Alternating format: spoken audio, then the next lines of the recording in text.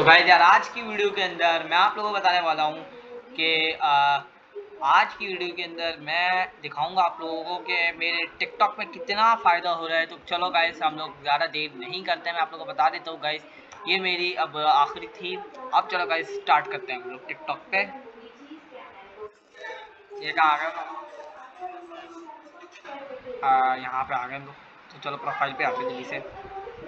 तो तुम लोग यहाँ पे देख सकते हो मैंने एक ही वीडियो डाली थी सिर्फ और सिर्फ, इसमें सिर्फ 2 ही लोगों की नज़र पड़ी है। मतलब सबसे जो नीचे पड़ी है वो नज़र पड़ी है सिर्फ और सिर्फ टिकटॉक की।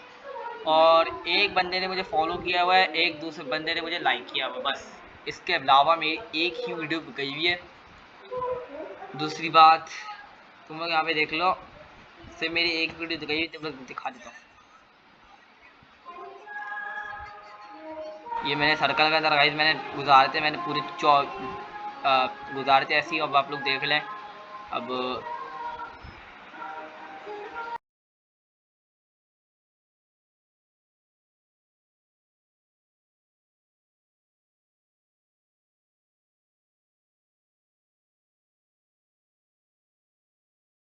तो तुम लोग यहाँ पे देख सकते हो कि मैंने ये जस्ट वॉच वगैरह लगाया हुआ है। और मैं तुम लोगों को और जाके मैं तुम लोगों को अगर इसकी फॉर यू वगैरह